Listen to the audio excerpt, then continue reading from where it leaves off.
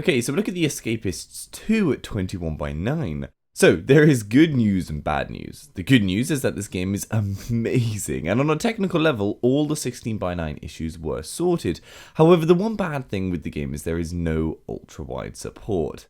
So the game literally black bars everything. You can, unlike in my early preview, now select any resolution correctly, but the game at any ultra-wide resolution just black bars the sides. And for this style of game, I can't see any gameplay justification for it. Seeing more on the sides wouldn't affect gameplay in any adverse way. It doesn't benefit you to see more, so I really would love to see support added. So yeah, bear that in mind if you were looking for this for your ultra-wide screen. Remember, if support ever does materialize, then I'll be sure to update this with a link in the description.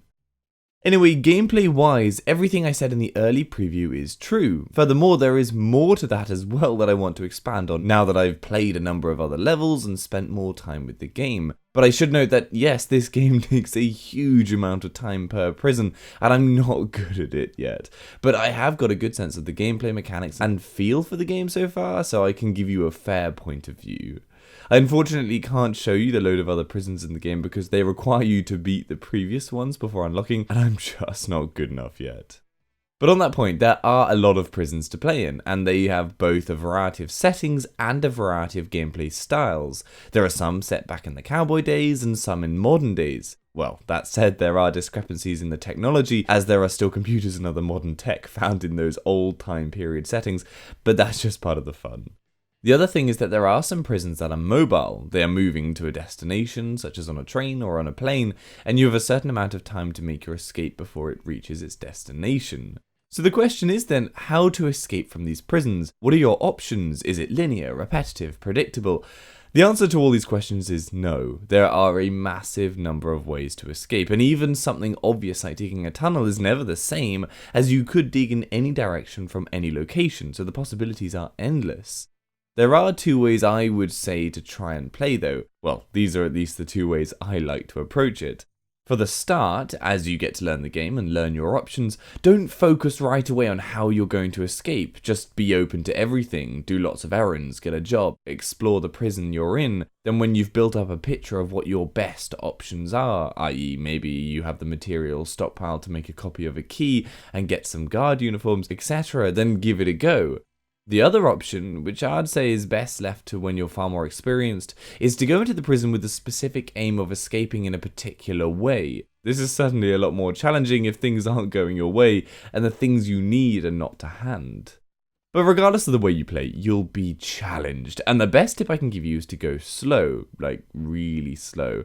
Because of the limited amount of time you have in between roll calls and the like, you need to break down your tasks into small bite-sized chunks. Work back from what the final thing is you need and get it into the smallest thing you can. For example, I wanted to set myself up nicely in the vents to quickly move about. However, in order to get into the vents, I needed cutters. But I had previously learned that just cutting open a vent wouldn't do anything, as it would be quickly seen and fixed by the guards. So I needed to craft a fake vent cover, and that required crafting it out of toilet roll and glue. But I was struggling to find toilet roll, so my first aim and only thing to focus on at the start was to locate toilet roll. Trying to do all this at once is impossible really, because you have very little storage space available at any one moment. Stockpiling lots of stuff is very difficult. Now, that said, I'm not sure if this is just a bug that's going to be removed or not, but I found if you just dropped loads of stuff on the floor, like outside of your cell, that it would just stay there. It never disappeared and no one ever picked it up. So it might just be a viable way of storing loads of stuff outside just sitting on the ground. I don't know if that's actually how it's supposed to work, but yeah, it worked for me at the start if I just couldn't fit everything into my drawers. Anyway, now you get to your next challenge, not getting your stuff confiscated. If you get beaten up and taken to medical, they'll confiscate any contraband. If you walk through a metal detector thing, anything that is illegal is confiscated. By the way, it doesn't have to be metal, it's a contraband detector thing. It just looks like a metal detector. So yeah, watch out for those. Sometimes accessing an area like the showers have numerous entrances, but only one is not covered with a contraband detector, so you'll have to make sure you take that route every time if you don't want to lose all the stuff that you're carrying. You also need to be aware that you might be searched by guards, and your drawers might be searched at any moment, once again meaning any contraband, which is basically anything of use, will be confiscated. Essentially, as you would expect in prison, everything is weighted to beat you and make your life difficult. You will have a lot of trial and error, endless painful mistakes, followed by you vowing never to do that again when you end up losing a valuable piece of equipment after spending ages crafting it. Yeah, it's very frustrating. Other things to worry about are your energy levels and health levels. These need to be managed as you work out and build up your strength when you're studying, something that you need to do to unlock higher crafting levels, and of course you need to watch your health when fighting. These meters all act very obviously and you should have no confusion working them out, but they need to be watched nonetheless. All in all, the satisfaction level of pulling off a successful escape is unreal. I only managed to escape twice, and it really makes the work in the prison feel worth it. Now, another brilliant part of the game is the co-op, which is both online and split screen. Sadly, because the game is restricted to 16:9, the split screen doesn't make use of the black bars on the sides, but hey, at least there is split screen. I just love seeing support for that on PC. And other than the first tutorial prison, everything else can be played with up to 4 players together at one time. And it is totally built around the idea of playing with multiple people. Something like holding open a door requires 2 people in some places, one to hold the door open and the other to sneak in and press a button or whatever. Now, a point to note, if you want to play with lots of people, the first person can be the keyboard and mouse and the others controllers, but you first need to go into the options menu and change the controls from keyboard, mouse and controller to just keyboard and mouse. Otherwise, the game will not allow the controllers to join the game as other people, as it just assumes that you, player 1, are switching from keyboard to controller. The only other weird thing I found was that sometimes I could not attack with my left mouse button and found that I had to tab out of the game and back in before it would work. No idea why it would sometimes not work, but I guess it'll be ironed out soon.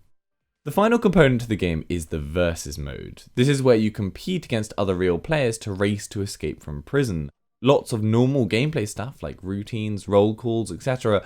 are all cancelled, and you are mostly free to just try and escape. But whilst this sounds easy, Christ, it's hard. It turns out that even when you have an abundance of useful materials and everything can be bought for free, you will still struggle to escape thanks to a limited time and the huge security levels like guard presences on these levels. I was apprehensive about this game mode in my early preview look at the game, but after playing it, I can say it's actually a fantastic game mode. It's totally different from the normal mode, and it's a very welcome addition. And yeah, that's kind of all you need to know. The rest you should go and find out yourself. You get rated on how well you escape from a prison, on speed, quality of your escape, etc. So get playing and see what the best is you can do. I totally, obviously, am recommending this to anyone to buy. It will suck away a ton of hours. And like I said in my early preview of the game, it's the kind of game I would totally play on a long journey on a laptop, as it wouldn't kill the battery quickly and would provide a ton of stuff to do on the trip. Yes, sadly, there is no 21.9 support, so obviously it gets a WAF score of 0. So if you were interested in getting it to play on your 21.9 monitor, then obviously this is a recommended no-buy from me. Just, it's such a shame as the gameplay is so much fun. So I hope that gives you some information how the game runs at 21.9. Give this video a like if you found it helpful and subscribe for future info. For other games at 21.9, head over to my channel or the WAF website. Hopefully I've covered it. If I haven't, then leave a comment down below and I'll try and cover it. And if you'd like to support the channel, the links to my Patreon page are in the description and Amazon affiliate links are there too. See you later.